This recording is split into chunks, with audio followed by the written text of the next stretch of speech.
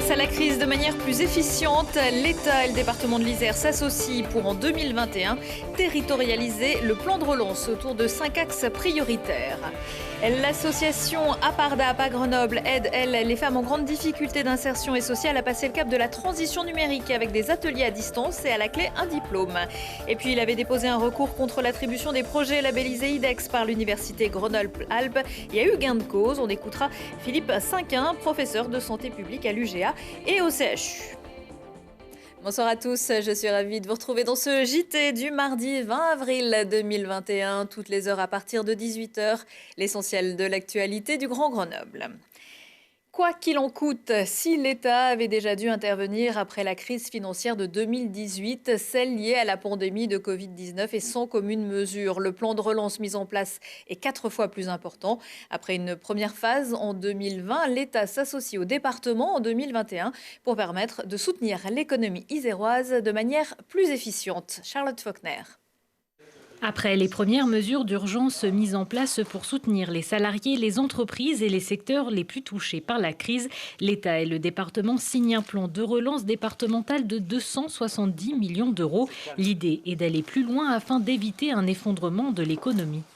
C'est non seulement tirer les leçons, mais c'est surtout permettre le rebond après cette période de crise, de faire en sorte que, après les aides immédiates telles qu'elles ont été apportées par l'État ou par le département sur les associations, l'État sur les entreprises, maintenant il faut bien assurer le rebond. Il faut bien faire en sorte que nous puissions recréer de l'activité pour que nos entreprises qui ont vécu le confinement, qui ont vécu aussi des périodes électorales, puissent retrouver un carnet de commandes plein. Avec ce plan de relance, plusieurs axes prioritaires sont listés. Parmi eux, la transformation durable des bâtiments publics. En Isère, 113 projets sont concernés sur 20 communes pour un montant total de plus de 85 millions d'euros. Sont notamment prévus la rénovation énergétique du Crous de l'Isère pour 26 millions d'euros, l'Université Grenoble-Alpes et l'INP de Grenoble pour 32 millions d'euros ou encore le CEA pour 11,8 millions d'euros.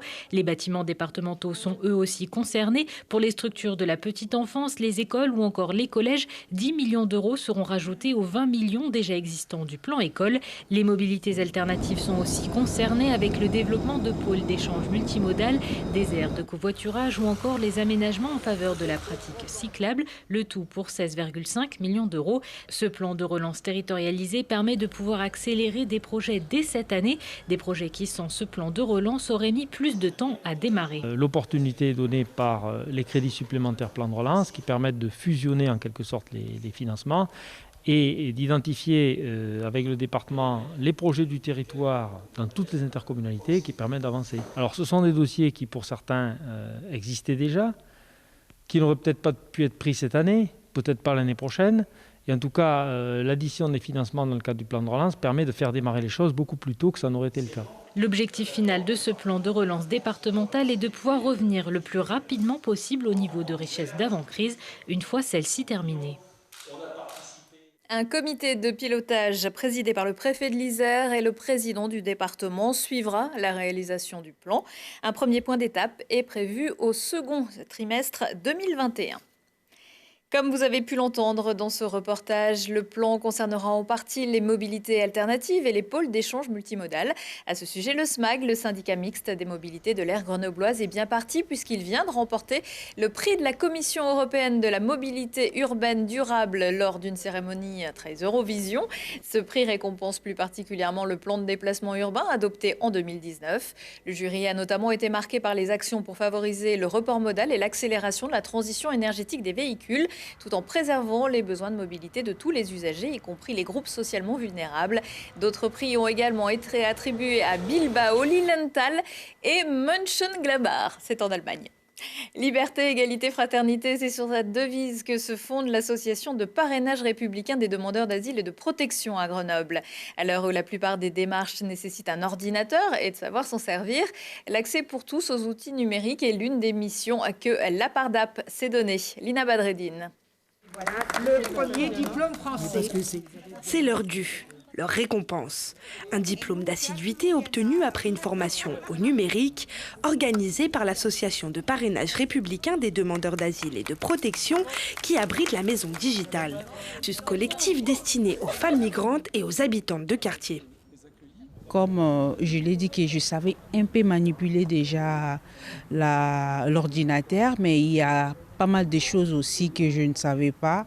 Et ça nous a vraiment beaucoup aidé. Et en même temps, on ne faisait pas seulement l'informatique et le français aussi.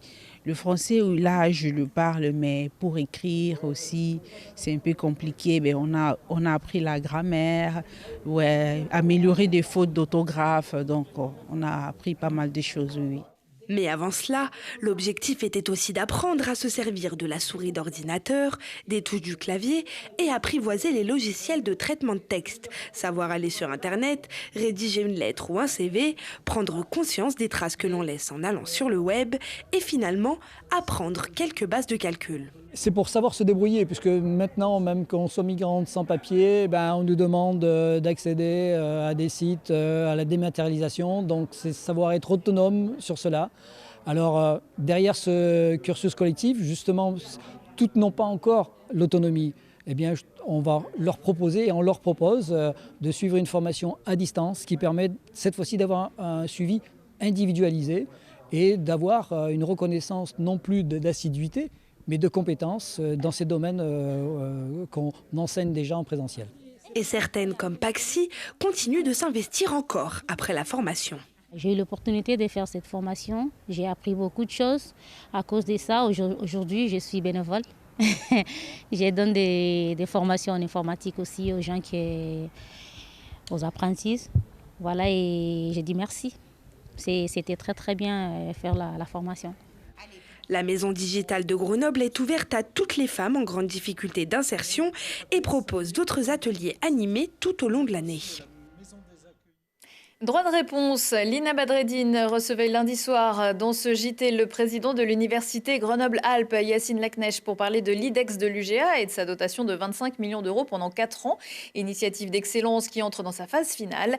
Yacine Laknecht a également réagi à l'annulation le 25 février dernier par le tribunal administratif de Grenoble de la décision du comité de pilotage de l'IDEX qui avait sélectionné 7 projets pluridisciplinaires bénéficiant de la labellisation et de budgets associés. Le tribunal estimant que la présence de celui qui était alors président de l'UGA, Patrick Lévy, dans le comité de pilotage avait pu constituer un vice de procédure. Problème, les sommes allouées ont déjà été dépensées. À l'origine de ce recours, Philippe Cinquin, chercheur et porteur d'un des projets recalés. Le juge rappelle quelque chose qui devrait être complètement évident, c'est-à-dire que les règles sont faites pour être respectées. C'est aussi simple que cela.